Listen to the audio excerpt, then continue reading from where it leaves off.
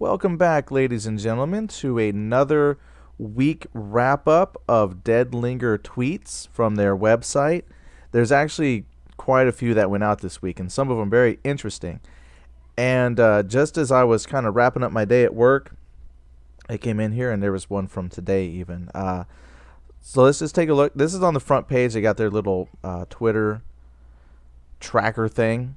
So the first one here is a video by Teabag John, and he's got a link in here.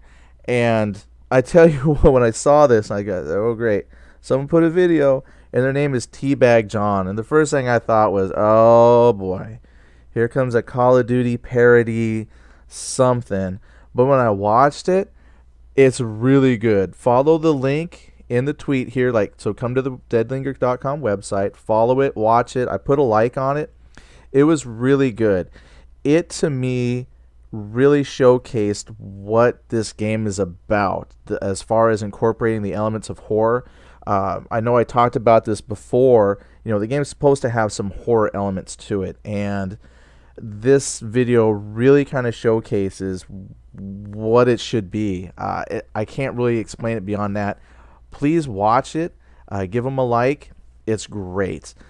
He's added some sound effects to it that are not in the base game, which kind of really help tell the story of what's going on. But like the graphics, everything is from the game, and it's really well done. I liked it a lot. So thank you, Teabag John. Good job. So then the next next Twitter tweet, it says, let's see, Deadlinger item quality, durability, Z-type that they got censored, and town name. So I'm assuming this is good. That means equipment at some point you have to worry about it breaking from usage, which, trust me, from seeing that kind of system in a lot of games, that's going to take a lot of tweaking over time. Exactly how many chops with an axe before it's no good, those kinds of things. What would be nice is if they think about, can you restore some quality back, such as if you have an axe and you're using it all the time to chop stuff. If you found like a sharpening stone, could you restore some durability, or are you just gonna go have to find another one, and then hopefully it has some good quality to it? So it's very interesting. I'm excited to see where they go with that, because that's going to help add to the survivor aspect of the game, because you can't just find an axe and, hey, I won the game. It's I found an axe, I've used it, now I got to go get another one. It's going to be another element that's going to want to keep you moving. So I'm excited for that. I'm really, really excited for that. It says here the new Z type. Could it be the bull that we saw from earlier, or something new, or what? I'm curious to see where that goes. But on that, though, talking about Z types, it's not mentioned in the tweet. I know it's a Twitter review, but it brought up a thought that I read in a forum. Someone was asking about what types of zombies are going to have in the game. Is it going to be all kinds of weird, crazy stuff? Is it going to be spitters and smokers and bloaters and floaters and, is it going to be just a generic zombie game with just crazy stuff? And some folks speculated that, yeah, it very well could be.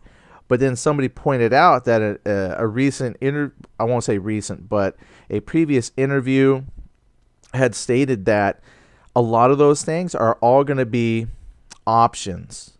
And I hope that stays true. So if they have a bunch of zombie types that they keep adding that you don't like, at some point, you could just turn the option off. Oh, well, I really don't like the bull zombie, so let me take that out of my world.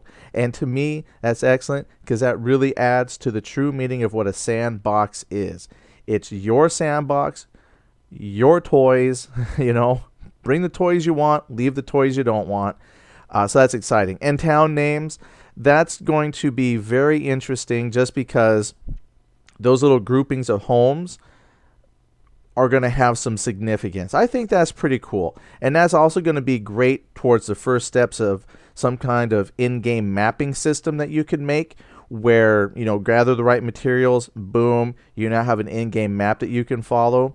I think that's interesting. So keep it up. Good stuff. That also means they're probably a little bit closer to a much more stable world generator, if you will, something that's not quite as random with goofy stuff, because now if things are being placed even more precisely, you make more sense, the rules are better.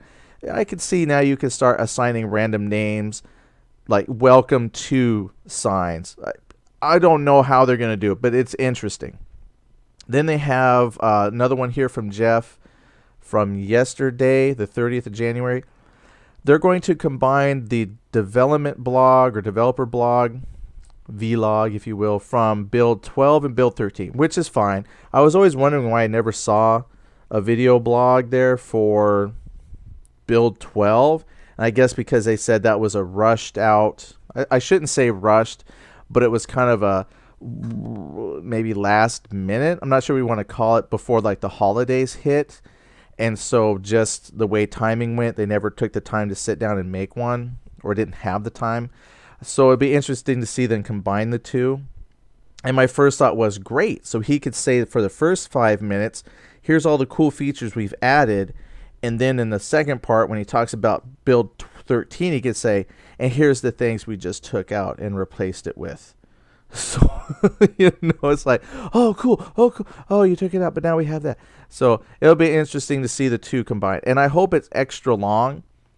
Don't go cheap now and say, well, because it's two, we're just going to shorten the information from both. No, make a nice, long, lengthy one for us.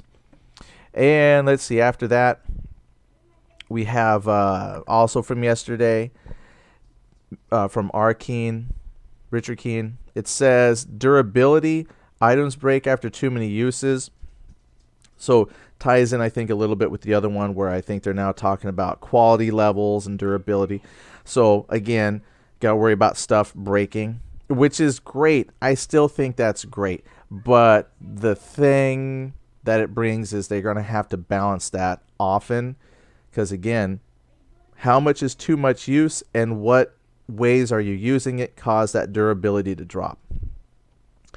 Then we have Jeff Keen. This is from the 28th, so now we're going back in time a little bit. It says lots of great changes coming to the inventory in build 13, particularly in the visual and readability department. So I don't know if maybe that's talking about better reading tooltips or easier to see how the items will fit in your bag with the way that things stack. Not quite sure. But I am excited to see what that means, because I know that when I talked in one of the previous Roads to the Apocalypse, when we talked about inventory, how sometimes, especially in the crafting, I see it a lot. It's really hard to drop like a 2x4, and then if you try to drop a 2x4 next to it, it'll drop your 2x4, but then immediately pick up the other 2x4 because it thinks they overlap. I don't quite see that as much in the inventory bag, but it will be nice to see what they mean by the visual readability and how exactly that's going to help us place and manage our inventory. Not that you spend a whole lot of time doing that, but sometimes it's kind of the bane I see with games like that where you kind of micromanage the backpack. You have to individually try and play Tetris. That way you can find a spot to fit that 2 square box of Spam or a 4 box. It's like, oh, if I put the triangle here and rotate So it will be interesting to see how they improve that. I almost think it might be better. No, no, don't change what you have. Just improve what you have. Keep going. I could go on and on about how you could do different ways of doing this, like do it by encumbrance and it comes up in a list, but that brings its own set of problems. So yeah, keep your grid system going. Let's see what you got. All right. Let's see. But we come down again. There's Richard Keen, also from the 28th.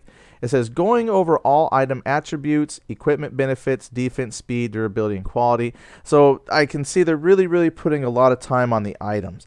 The one item I want to see fixed is the baklava that I found, the little hoodie that you pull over ski mask thing.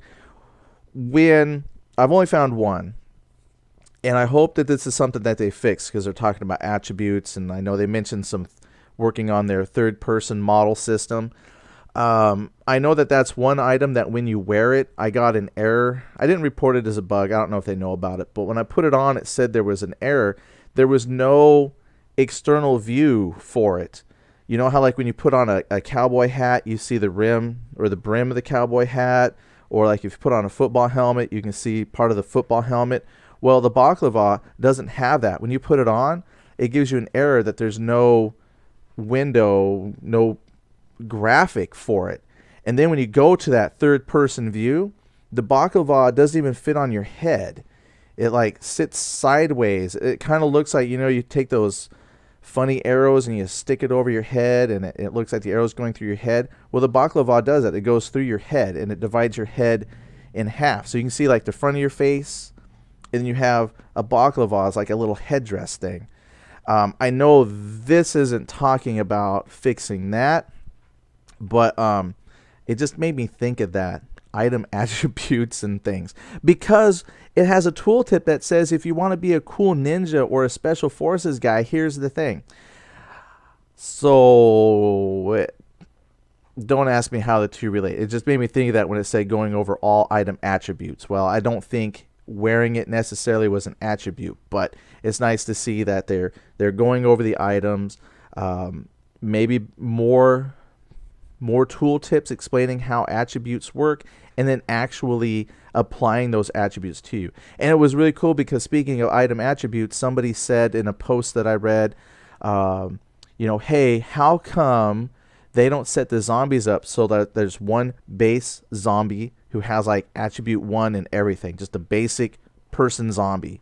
And then when you randomly spawn them, they can randomly spawn with gear, and then that base attribute the zombie has is modified by the gear they pop on, just like a player. So if you get a zombie that just randomly spawned with a football helmet, he's going to get these very attributes that they're working on. That would be interesting. So I want to see how their item attributes and development continues on. All right, so from there, Jeff Keen again on the 28th says, today working with Arcane to get the item quality levels and weapon durability. So again, just lots more work on the items, which I'm very, very excited to see come in. Then we have today new zombie stuff. We've been working on, let me see. Did I look at this before? Yeah, here's another texture picture that they've got.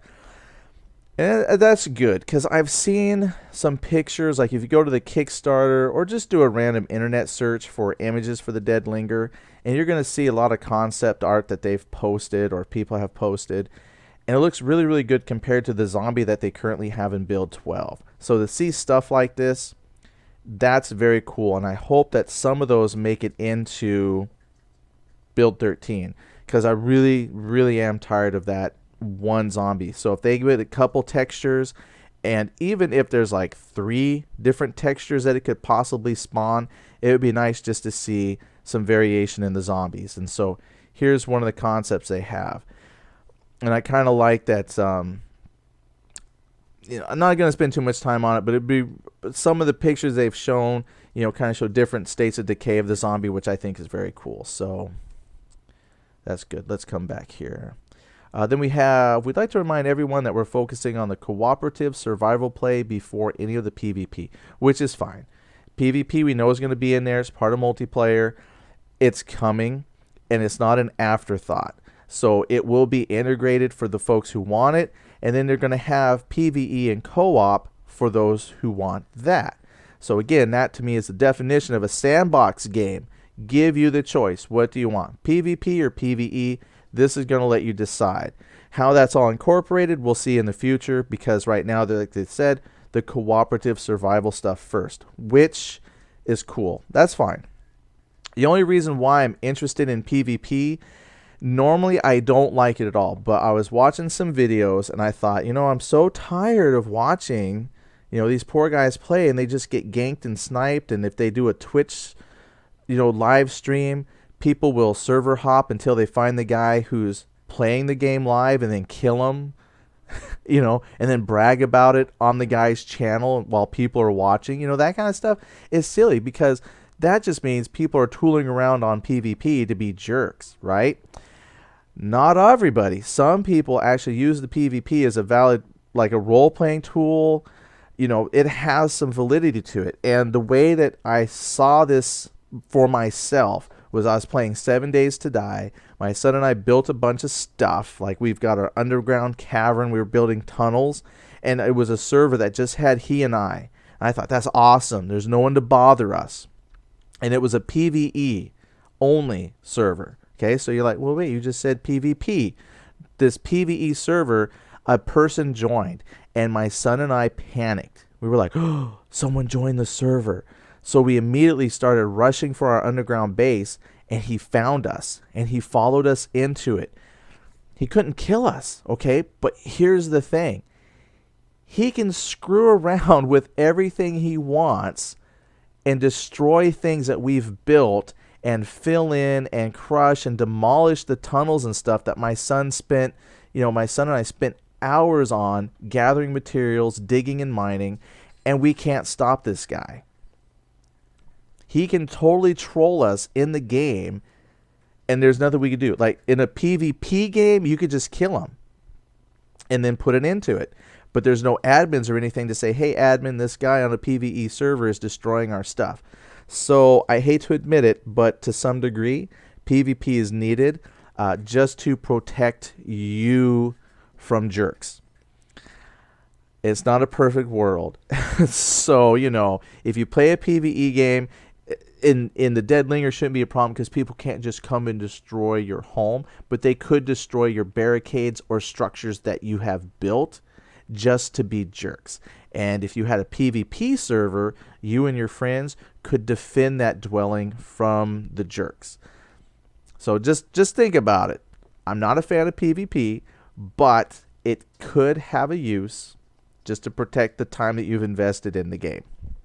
Okay, so anyway, moving on. This tweet here, okay, and then that's the end of the new ones because last Twitter review we did talk about world file corruption fixed. So that is it. That's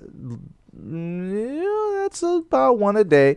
So again, please go watch the Teabag John. Here's the address. It doesn't show the whole thing, but it's really, really worth it. It's about 10 minutes long. He's done some good sound effects, added a little bit of music. And when you're watching it, every time he turns around with the flashlight and it does the little, the heart horror movie, it was like, junk. You're like, what's there? It's really, really good. So watch that. Anyway, thanks again for hanging out with me, listening to me ramble on about the different things that they have on the website. Next week, we'll do another review and see what's coming up, but it sounds like they're really starting to kick up for Build 13, and I'm really excited to see that. So I hope you are too. Share your thoughts, comments with everyone. I'll respond to every comment that I can. Keep the conversation about the game going, and we'll talk to you later. Thanks again. Bye-bye.